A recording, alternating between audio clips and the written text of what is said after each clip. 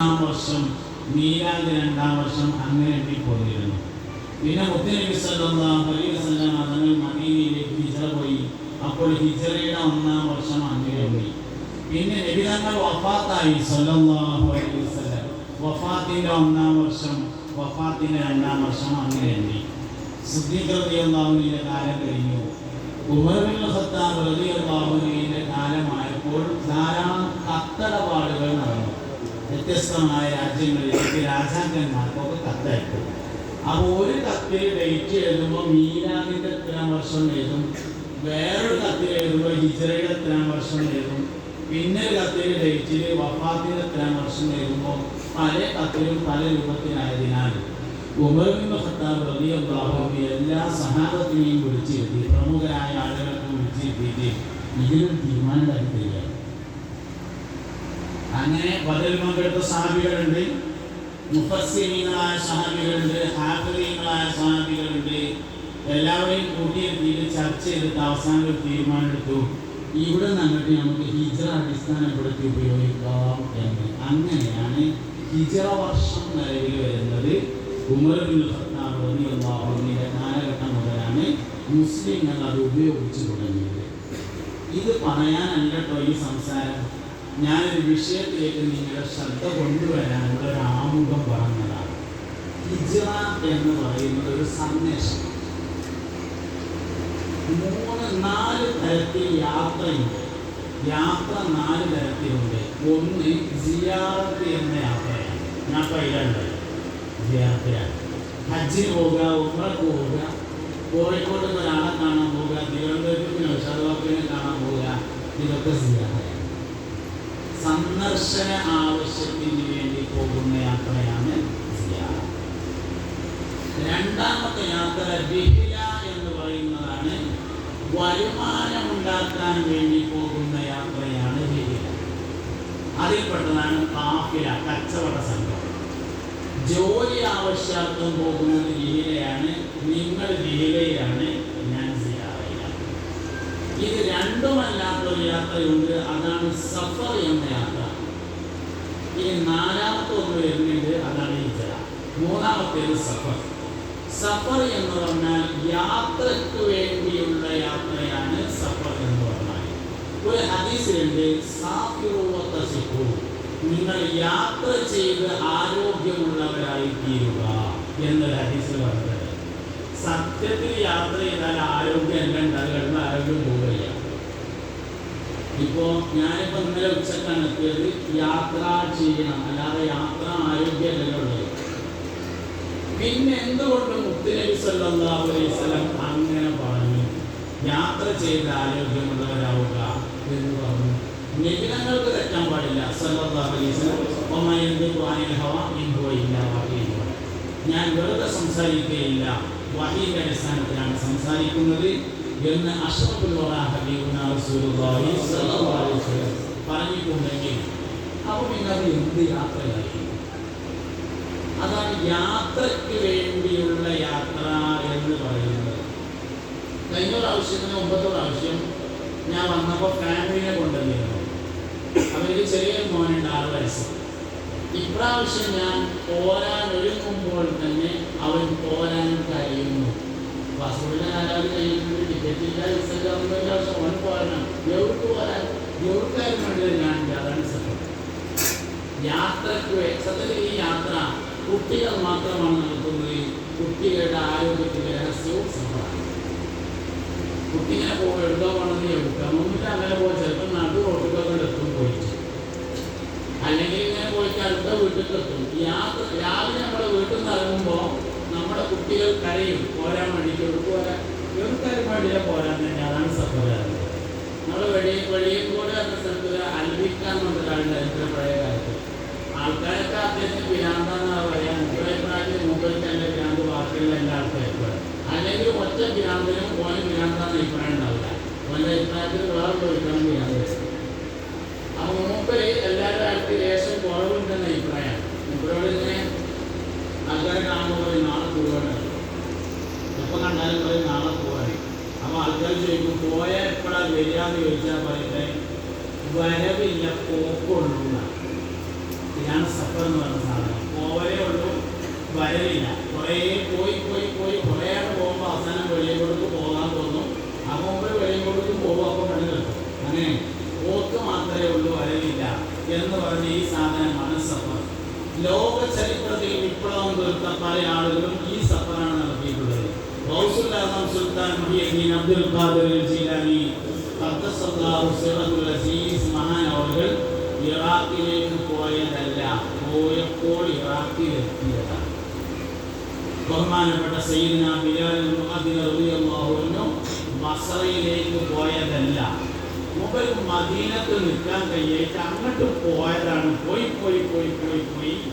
മദീനയുടെ അതിർത്തിയിൽ വെച്ചുകൊണ്ട് മദീനക്കാർ യാത്ര കൊടുത്തു. പോകരുത് എന്ന് പറഞ്ഞു.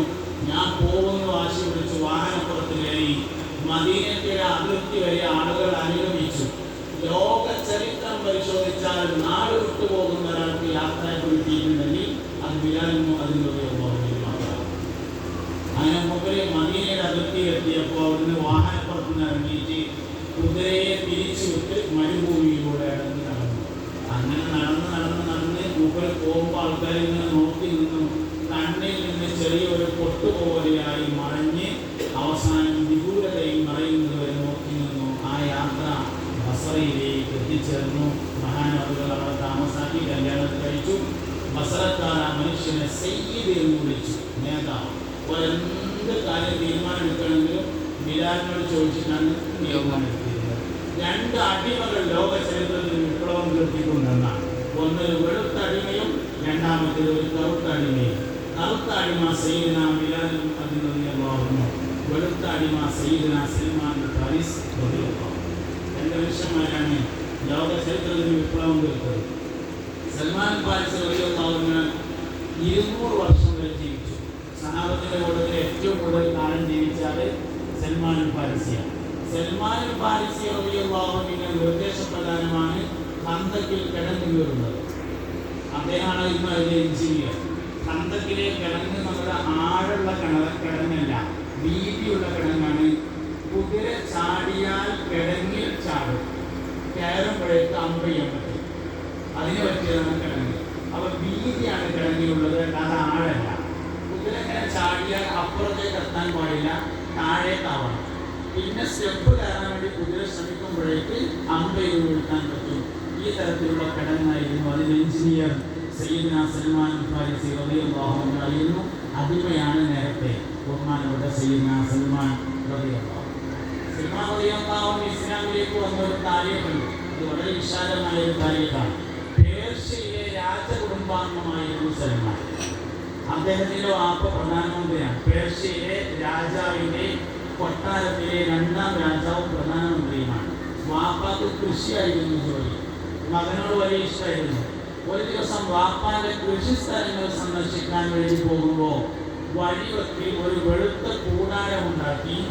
ആ കൂടാരത്തിൽ ഏകനായ അല്ലാഹു ഇബാദത്ത് ചെയ്യുന്ന കുറച്ച് ആളുകളെ കണ്ടു. പേർഷ്യക്കാർ തീ ആരാധകരായിരുന്നു.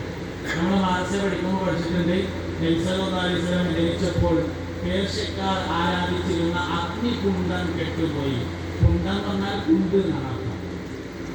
ഞാൻ കുറേ കാലം ആലോചിച്ചതാണ് ഈ കുണ്ഡം എന്ന സാധനം. കാരണം മാർച്ച് പഠിക്കുന്ന സമയത്ത് കുണ്ഡം പറഞ്ഞാൽ എല്ലാവർക്കും തിരിയുന്നില്ലെങ്കിൽ സ്ഥലമായിട്ട് പറഞ്ഞില്ല, നമുക്കൊട്ട് മനസ്സിലായിട്ടില്ല. പരീക്ഷകളൊക്കെ നല്ല മാർക്കൊക്കെ കിട്ടും, നമ്മൾ എഴുതും. പക്ഷേ സാധനം എന്താണെന്ന് തിരിയണ്ടേ? കുറേ കാലം കഴിഞ്ഞിട്ടാണ് ഈ കുണ്ഡം എന്ന് പറഞ്ഞാൽ അങ്ങനെ കുറേ സാധനമുണ്ട്.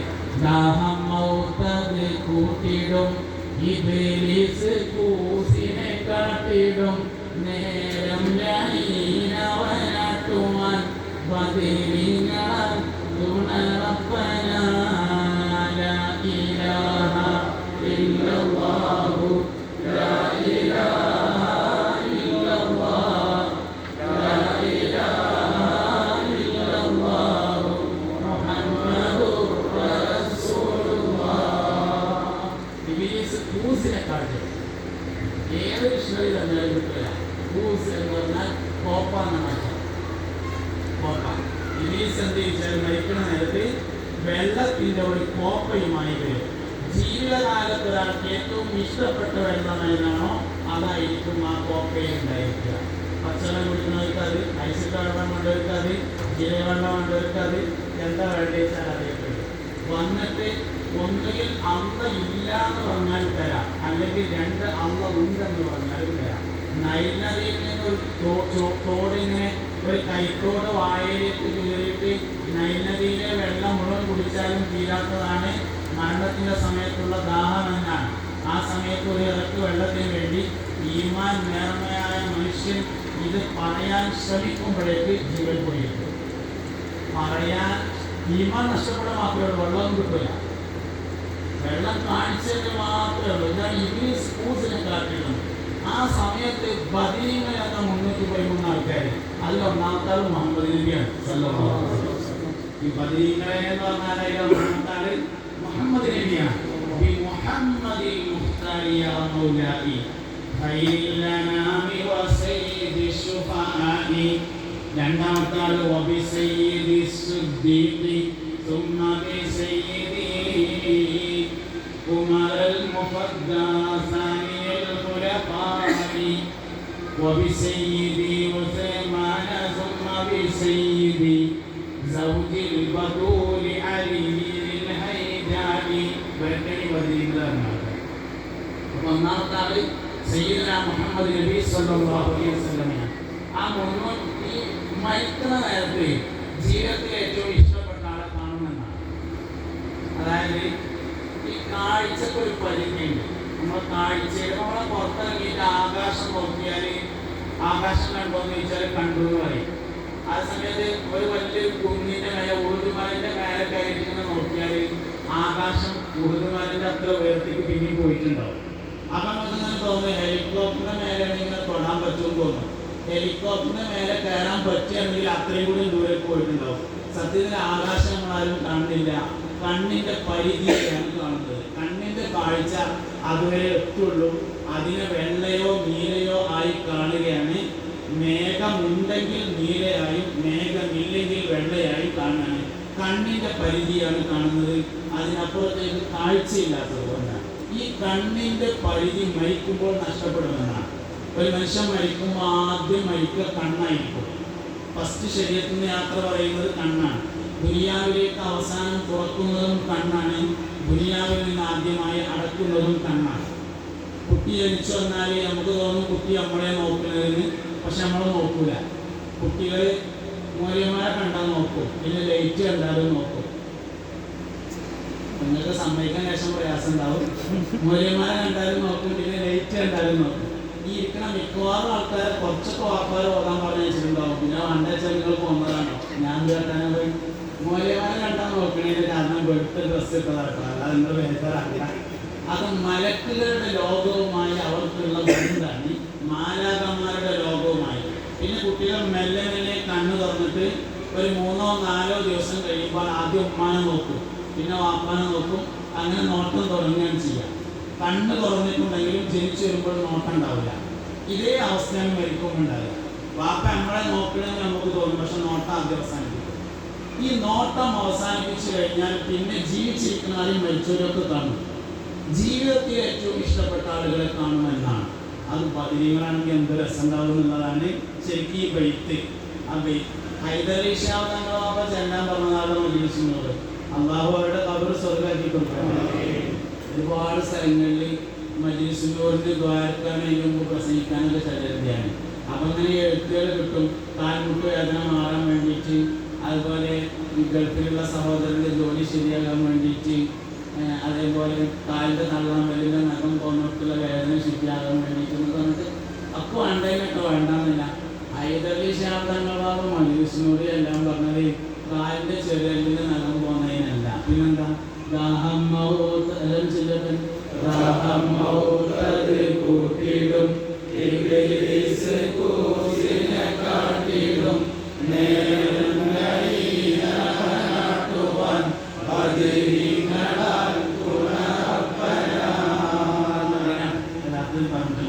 അപ്പൊ അതുകൊണ്ട് പിന്നെ ബദരീങ്ങളിൽ ഒന്നാമത്തെ ആള് മുഹമ്മദ് നബിയാണ് സല്ലല്ലാഹു അലൈഹി വസല്ലം. അപ്പൊ ഈ ഞാൻ അങ്ങനെ പറഞ്ഞു വരുന്ന ഒരു വിഷയം എന്താ വെച്ചാൽ ഹിജ്റ ശരിക്ക് നൽകുന്ന ഒരു പാഠം.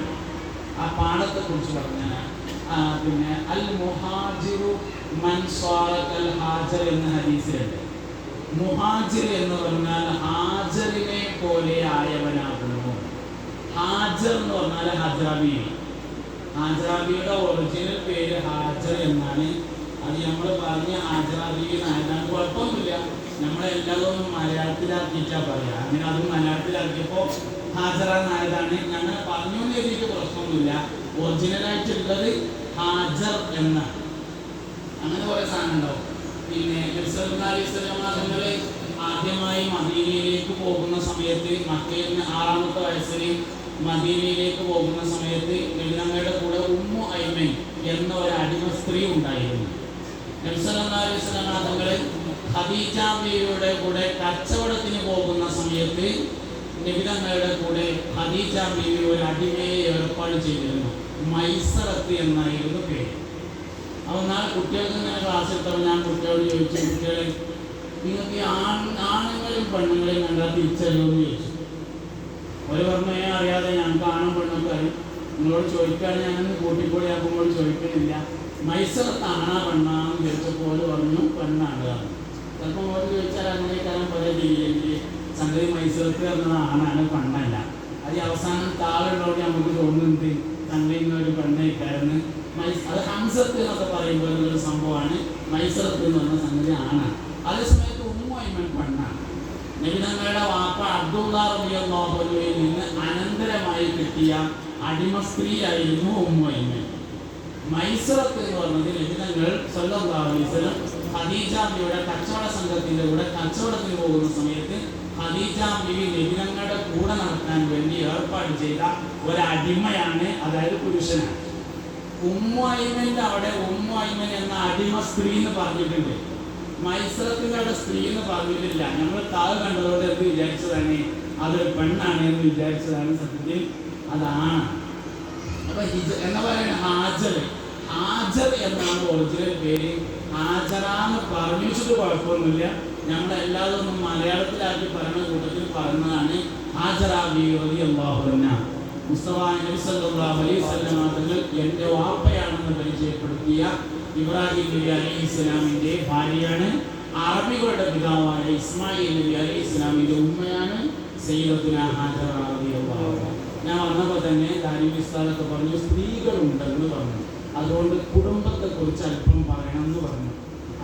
സാന്ദർഭികമാണ്. ഹിജ്റ പറഞ്ഞാൽ കുടുംബമാണ്, ഹജ്ജ് പറഞ്ഞാൽ കുടുംബമാണ്. എന്തുകൊണ്ടാ വെച്ചാൽ ഹിജ്റ എന്ന് പറഞ്ഞത് ഇബ്രാഹിം നബി അലൈഹി ഇസ്ലാമിൻ്റെയും ഭാര്യയായ ഹാജറ ബീവിയുടെയും ബഹുമാനപ്പെട്ട ഇസ്മായിൽ നബി അലൈഹി ഇസ്ലാമിൻ്റെയും കാലത്താണ് ഹിജ്റ.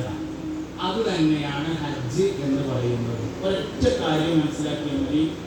ഇസ്മായിൽ നബി അലൈഹി ഇസ്ലാമിനെയും ഹാജറ ബീവിയെയും ഇബ്രാഹിം നബി അലൈഹി ഇസ്ലാം മക്കയിൽ കൊണ്ടുവന്ന് താമസിപ്പിച്ചിട്ട് മടങ്ങിപ്പോകുമ്പോൾ ഹാജറ ബീവി ഇബ്രാഹിം നബിയോട് ചോദിച്ചു, അല്ലയോ എൻ്റെ പ്രിയപ്പെട്ട ഭർത്താവേ, എന്നെയും ഈ ചെറിയ കുട്ടിയെയും ഇവിടെയാക്കി നിങ്ങൾ എങ്ങോട്ടാണ് പോകുന്നത്? മലയാളത്തിലല്ല, അറബിയിലാണ്. അത് മലയാളത്തിലാക്കിയാൽ ഞാൻ പറഞ്ഞ വഴിയാണ്. എന്നെയും ഈ ചെറിയ കുട്ടിയെയും ഇവിടെയാക്കി നിങ്ങൾ എവിടേക്ക് പോകുന്നു? ഇബ്രാഹിം നബി അലൈഹി ഇസ്ലാം മറുപടി പറഞ്ഞില്ല. കാരണം മറുപടി ഉണ്ടായിരുന്നില്ല.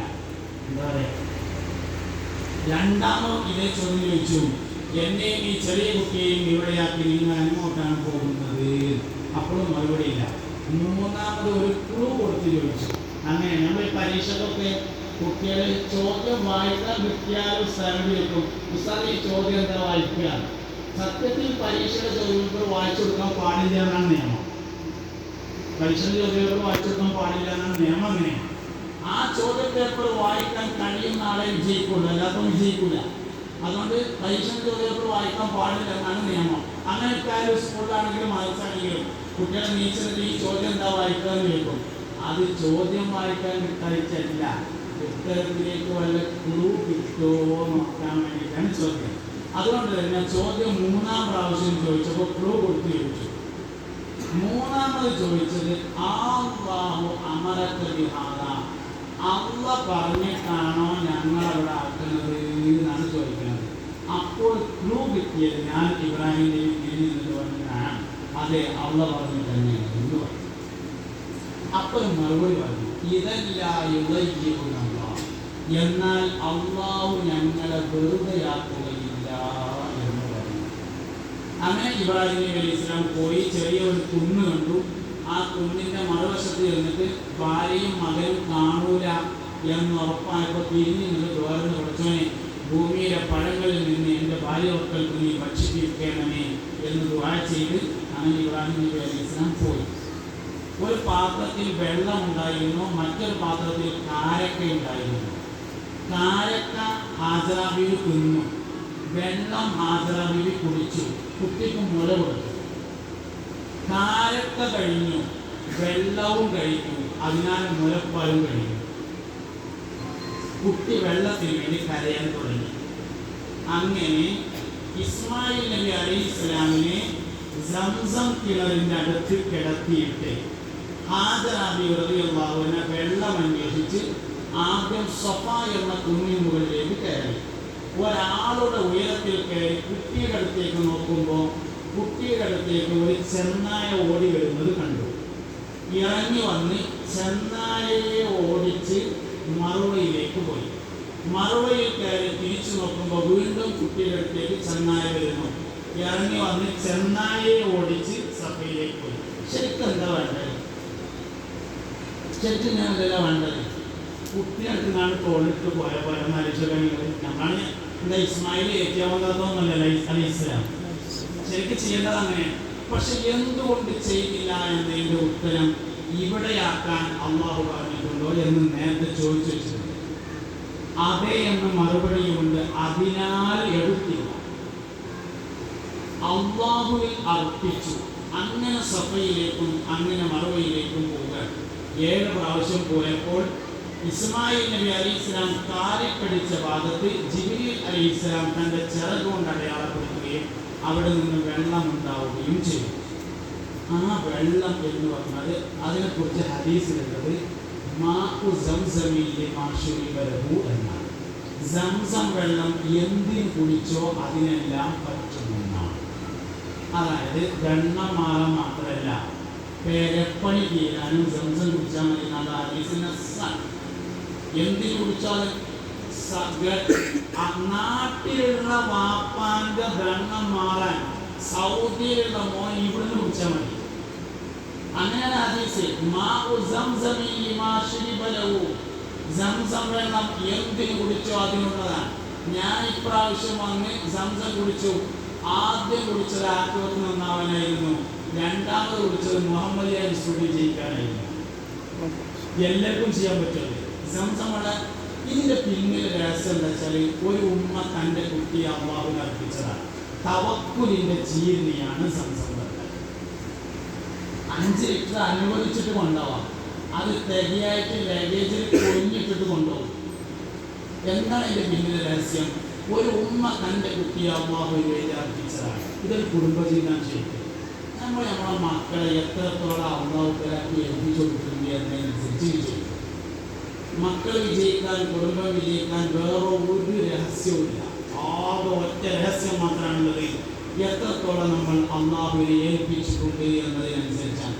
നമ്മൾ ചിന്തിക്കണം എന്ന് വെച്ചാൽ എൻ്റെ കുട്ടിയൊക്കെ അരി വാങ്ങുന്നത് ഞാൻ അധ്വാനിച്ചിട്ടാണ് എന്നാണ്. സത്യത്തിൽ നമ്മുടെ അരി തന്നെ നമ്മൾ അധ്വാനിച്ചിട്ടല്ല. അതിലെ കുട്ടികളെ ഗോഡൗണ് നല്ല അരി കഴിച്ചും കാര്യമില്ല.